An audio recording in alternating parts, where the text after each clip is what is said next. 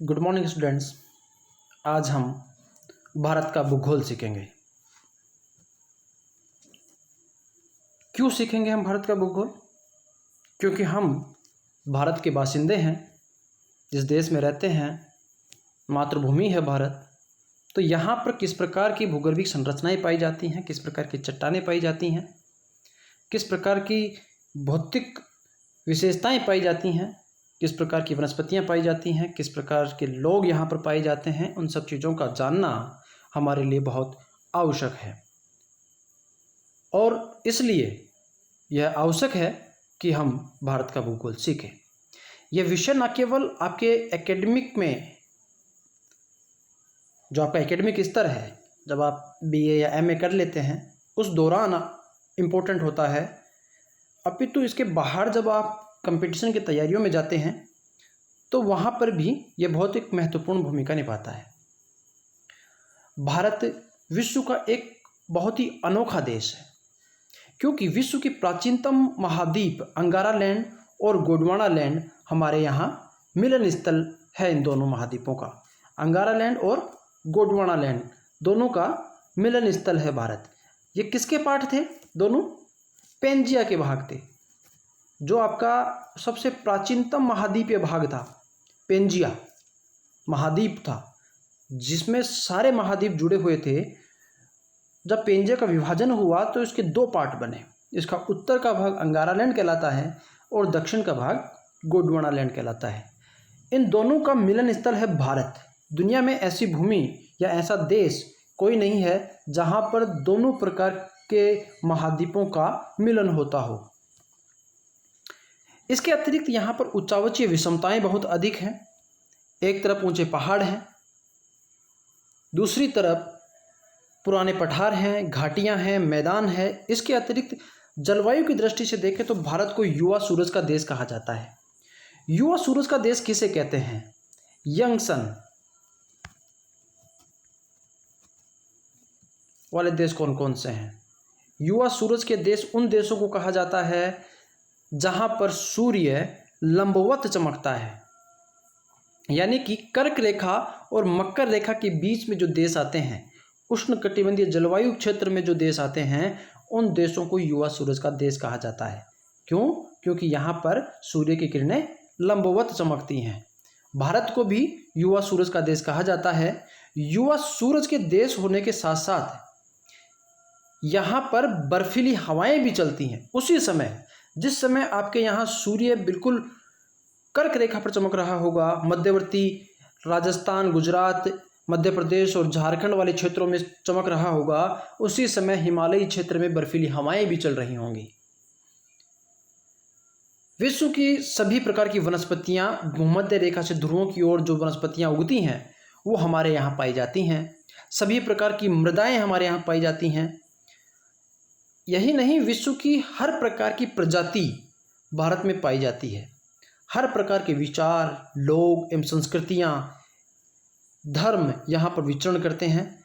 इस प्रकार यह देखा जाने की बात है कि यह भारत भूमि पूरे विश्व को अभिव्यक्त करती है।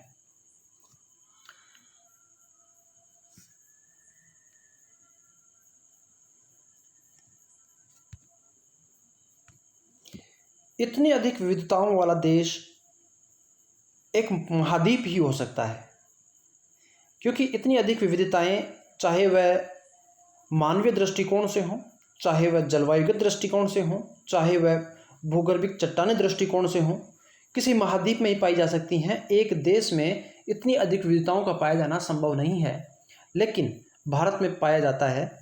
इसीलिए भारत को एक उपमहाद्वीप कहा जाता है। जो भारतीय पूरा क्षेत्र है उसको उपमहाद्वीप की संज्ञा दी जाती है। तो हम बात करते हैं कि क्या हम भारत के भूगोल में पढ़ेंगे। ये तो एक सामान्य परिचय था भारत का। अब हम बात करेंगे भारत का जो हमें पूरे सिलेबस के दौरान पढ़ना है उनके बारे में। सबसे पहला हम परिचय देखेंगे। परिचय में हम देखेंगे कि भारत की लोकेशन क्या है। लोकेशन में हम देखेंगे कि उसका अक्षांशीय विस्तार क्या है, देशांतरीय विस्तार क्या है, उत्तर से दक्षिण की लंबाई और पूर्व से पश्चिम की चौड़ाई कितनी है, उसकी समुद्री सीमाएं किस प्रकार की हैं, उसके आसपास द्वीप, सागर, महासागर या पड़ोसी देश कौन कौन से हैं, इन सब चीज़ों के बारे में हम चर्चा करेंगे। दूसरा टॉपिक होगा भारत की भूगर्भिक संरचना के बारे में। बहुत महत्वपूर्ण टॉपिक है, क्योंकि इस टॉपिक को समझ लेने के बाद आगे के जितने भी टॉपिक हैं वो उनको समझना बहुत सरल हो जाएगा।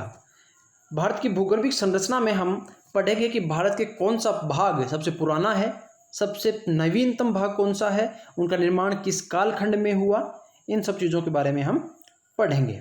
इसके साथ साथ इस भूगर्भिक संरचना वाले ही पार्ट में हमें पढ़ेंगे कि हमारे यहाँ जो मिनरल्स पाए जाते हैं, जो खनिज पाए जाते हैं, उनका वितरण इस भूगर्भिक संरचना के साथ किस प्रकार से संबंध रखता है। तीसरा टॉपिक हम पढ़ेंगे भारत के प्रमुख भौतिक प्रदेश, जितने भी फिजियोग्राफिक रीजन हैं भारत के, उनके बारे में हम विस्तृत रूप से इस पार्ट में पढ़ेंगे। आपको पता है कि भारत में मुख्य रूप से उत्तर का पर्वतीय प्रदेश, हिमालयी पर्वतीय प्रदेश जिसे हम कहते हैं, प्रायद्वीपीय पठारी प्रदेश, मध्यवर्ती मैदानी प्रदेश, तटवर्ती मैदानी प्रदेश और द्वीपीय क्षेत्र, 5 प्रकार के भौतिक विभाग भारत में पाए जाते हैं। इनका निर्माण कब हुआ, कैसे हुआ, किस प्रक्रिया के तरीके से हुआ, किस प्रक्रिया से हुआ, इनकी क्या विशेषताएं हैं, भारत के सामाजिक और आर्थिक विकास में इनका क्या योगदान है, इन सब चीज़ों के बारे में हम पढ़ेंगे। इसके बाद हम पढ़ेंगे भारत की जलवायु और मानसून के बारे में।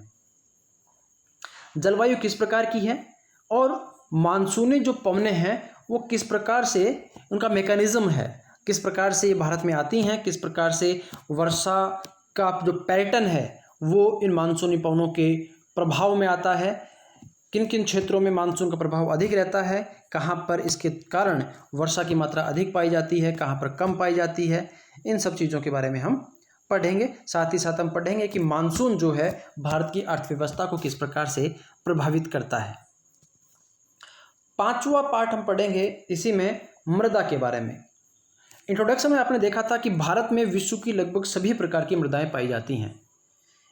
मृदा वनस्पति के उपजने के लिए एक महत्वपूर्ण कारक होता है। किसी भी प्रकार की वनस्पति जो है उसका जीवन निर्भर करता है मृदा पर। जितनी अधिक विविधताएं मृदा में पाई जाएंगी उतनी ही विभिन्न प्रकार की वनस्पतियां और फसलें भारत में पाई जाएंगी, इसलिए ये बहुत इंपॉर्टेंट टॉपिक है। छठा टॉपिक होगा पर्यावरण एवं वनस्पति के बारे में, इन्वायरमेंट और वेजिटेशंस के बारे में। ये दोनों चीज़ें जो हैं वो बहुत ही महत्वपूर्ण है, करंट से जुड़ी हुई चीज़ें हैं। पर्यावरण की समस्याएं इस समय बहुत ज़्यादा चर्चा में रही हैं।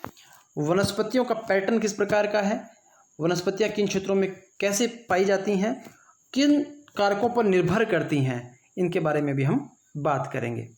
इसके अलावा हम बात करेंगे संसाधनों के बारे में। संसाधनों में हम 4 प्रकार के संसाधन देखेंगे: खनिज संसाधन, जल संसाधन, मानव संसाधन और ऊर्जा संसाधन। यह आपका सिलेबस होगा कि आपको पूरे इस विषय में आपको किन किन टॉपिक्स को आपको कवर करना है, और हम इसके साथ साथ हम एक एक टॉपिक को हम लेते जाएंगे और पढ़ते। तो आइए हम शुरू करते हैं भारत के परिचय से। सबसे पहले हम बात करेंगे लोकेशन के बारे में कि भारत की स्थिति जो है ग्लोब पर, मानचित्र पर कैसी है। और स्थिति का अवलोकन करने के लिए हमें 2 कारकों पर निर्भरता रहती है। एक भौगोलिक स्थिति के बारे में हम बात करते हैं, दूसरी हमें खगोलीय स्थिति के बारे में बात करते हैं। खगोलीय स्थिति और भौगोलिक स्थिति, इन 2 स्थितियों के आधार पर हम किसी भी देश की लोकेशन के बारे में पता लगा सकते हैं। खगोलीय स्थिति की बात करें सबसे पहले, तो इसमें हम पढ़ेंगे हमारा अक्षांशीय और देशांतरीय विस्तार किस प्रकार का है, लैटिट्यूड और लॉन्गिट्यूड कौन कौन से हैं, हम किन अक्षांशों के अंतर्गत आते हैं, किन देशांतरों के अंतर्गत आते हैं। आपको एक बेसिक जानकारी मैं बता दूं कि अक्षांशीय स्थिति जलवायु कटिबंधों का निर्धारण करती है और देशांतरीय स्थिति जो है वह समय और दिनांक का निर्धारण करने के लिए महत्वपूर्ण कारक होती है। इन्हें दोनों स्थितियों के पता लगाने से हम किसी भी मानचित्र पर या ग्लोब पर हमारे देश की जो सही एग्जैक्ट लोकेशन है उसको हम डिनोट कर सकते हैं। तो खगोलीय स्थिति बहुत महत्वपूर्ण है। इसके साथ साथ खगोलीय स्थिति के साथ साथ भौगोलिक स्थिति भी बहुत महत्वपूर्ण होती है। भौगोलिक स्थिति का तात्पर्य क्या है कि हमारे देश के आसपास उसके पड़ोसी देश कौन कौन से हैं, हमारी सीमाओं से टच होते हुए पड़ोसी देश कौन कौन से हैं, कौन कौन से सागर और महासागर लगे हुए हैं, कौन कौन सी खाड़ियाँ हैं, इन सब चीज़ों का अध्ययन हम भौगोलिक स्थिति के अंतर्गत करते हैं। तो सबसे पहले हम बात करेंगे भारत की खगोलीय स्थिति के बारे में। ग्लोब पर भारत की वास्तविक स्थिति को जानने के लिए उसकी खगोलीय स्थिति को जानना बहुत आवश्यक होता है, और खगोलीय स्थिति की जानकारी के लिए हमें आवश्यकता होती है अक्षांश और देशांतर रेखाओं का उपयोग इसके लिए हम करते हैं। तो हम बात करते हैं भारत का अक्षांशीय विस्तार क्या है। सबसे पहला, भारत का अक्षांशीय विस्तार शुरू होता है, दक्षिणतम जो बिंदु है भारत का वह है 8 डिग्री 4 मिनट उत्तरी अक्षांश पर। इस प्रकार से हम भारत को हम बात करें तो ये भारत का दक्षिणतम बिंदु है, और यहाँ पर 8 डिग्री और 4 मिनट का देशांतर है जहाँ से भारत की मुख्य भूमि शुरू होती है। लेकिन आपको बता दूं कि भारत की मुख्य भूमि के साथ साथ यहाँ पर कुछ द्वीप पाए जाते हैं जिनको हम अंडमान निकोबार द्वीप समूह कहते हैं, और इस अंडमान निकोबार द्वीप समूह का जो दक्षिणतम बिंदु है ये वाला पार्ट, ये है 6 डिग्री 4 मिनट का। भारत का मुख्य भूमि का देशांतर अक्षांश कहाँ से शुरू होता है? 8 डिग्री 4 मिनट से। लेकिन हमारा जो अंडमान निकोबार द्वीप समूह वाला भाग है उसका दक्षिणतम बिंदु क्या है? 6 डिग्री 4 मिनट से। ठीक है। और उत्तरी बिंदु जो है ये वाला जो पार्ट है वो है 37 डिग्री 6 मिनट उत्तरी अक्षांश। हमारा उत्तरीतम बिंदु जो है वो 37 डिग्री 6 मिनट है और दक्षिणतम बिंदु है 8 डिग्री 4 मिनट। यानी कि भारत का अक्षांशीय विस्तार जो है वह 8 डिग्री 4 मिनट से 37 डिग्री 6 मिनट उत्तरी अक्षांशों के बीच में है। क्लियर है। अब बात करते हैं हमारे देशांतरीय विस्तार की। तो देशांतरीय विस्तार जो है, देशांतर जो है वो हमेशा खींची जाती हैं ग्लोब पर उत्तर से दक्षिण की ओर, उत्तर से दक्षिण की ओर इस प्रकार से खींची जाती हैं। ठीक है। तो ये आपका देशांतरीय विस्तार होगा इस प्रकार से, यहाँ से यहाँ तक। पश्चिम पार्ट ये है और पूर्वी पार्ट ये है। अब पश्चिमी भाग में हमारे यहाँ है 68 डिग्री 7 मिनट पूर्वी देशांतर। पश्चिमी भाग है आपका, पूर्वी देशांतर आ रहा है। क्यों? क्योंकि कहीं पर 0 डिग्री देशांतर होगी जिसको हम ग्रीनविच रेखा कहते हैं। इस ग्रीनविच रेखा के पूर्व में भारत है। इसके पश्चिम में जाएंगे तो पश्चिमी देशांतर कहलाएंगे, पूर्व में जाएंगे तो पूर्वी देशांतर कहलाएंगे। तो भारत का जो पश्चिमी भाग है वह ग्रीनविच के पूर्वी भाग में है। अतः भारत का जो देशांतरीय विस्तार है वो शुरू होता है 68 डिग्री 7 मिनट पूर्वी देशांतर से और खत्म होता है 97 डिग्री 25 मिनट पूर्वी देशांतर पर। यह भारत का देशांतरीय विस्तार है। अभी आपने देखा कि भारत का जो खगोलीय स्थिति है वह 8 डिग्री 4 मिनट उत्तरी अक्षांश से 37 डिग्री 6 मिनट उत्तरी अक्षांश पर है। उत्तरी अक्षांश पर है इसका मतलब है हम उत्तरी गोलार्ध में हैं। हमारे भारत की स्थिति क्या होगी? उत्तरी गोलार्ध में है। हमने देखा कि हमारा देशांतर जो है 68 डिग्री 7 मिनट से 97 डिग्री 25 मिनट पूर्वी देशांतर है, यानी कि हम पूर्वी गोलार्ध में भी हैं। इस प्रकार से हम बात करें, ये 0 डिग्री की देशांतर रेखा है, ये 0 डिग्री की अक्षांश रेखा है। भारत जो है वो इस अक्षांश रेखा से, ये अक्षांश रेखाएं हैं इस प्रकार से, इस अक्षांश रेखा के उत्तर में है। 0 डिग्री के उत्तर में कहीं 8 डिग्री पर है। ये वाला पार्ट कुछ होगा 8 डिग्री पर है, ठीक है। तो इसके तो उत्तर में है, तो उत्तरी गोलार्ध में है। अब बात करते हैं देशांतर की। तो देशांतर यह 0 डिग्री देशांतर है और इधर पूर्व है और इधर पश्चिमी पार्ट है। हमने कहा कि हमारा जो देशांतरीय विस्तार है वो पूर्वी देशांतर पर स्थित है, यानी कि कहीं पर यहाँ पर होगा। तो इस वाला पार्ट में भारत है, यानी कि भारत जो है वह अक्षांशीय दृष्टि से उत्तरी गोलार्ध में है और देशांतरीय दृष्टि से पूर्वी गोलार्ध में है। अब एक सवाल उठता है, कुछ लोग इसको इस प्रकार से भी बात कर लेते हैं, सवाल पूछ लेते हैं कि क्या भारत की स्थिति ग्लोब पर उत्तरी पूर्वी गोलार्ध में है। एक सामान्य दृष्टिकोण से देखें तो हम जब बात कर लेते हैं कि उत्तरी गोलार्ध में है और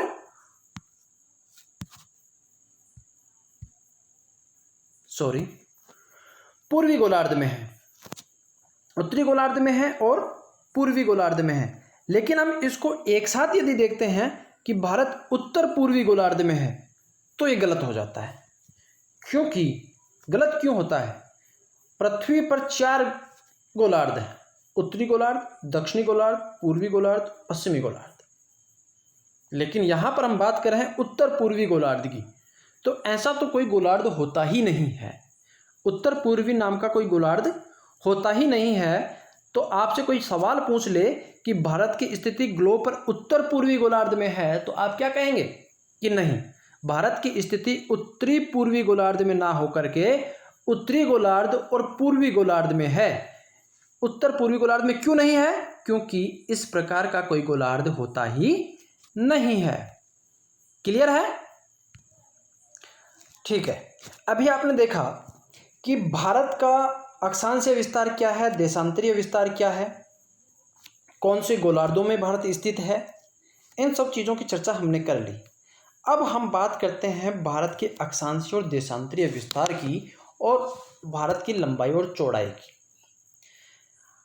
आपने देखा कि भारत का अक्षांशीय विस्तार जो है वह 8 डिग्री 4 मिनट से 37 डिग्री 6 मिनट का है। तो यह विस्तार जो है, यानी कि भारत कितने अक्षांशों के अंतर्गत फैला हुआ है, तो इसका आंसर होगा 29 डिग्री और 2 मिनट उत्तरी अक्षांशों के अंतर्गत भारत फैला हुआ है।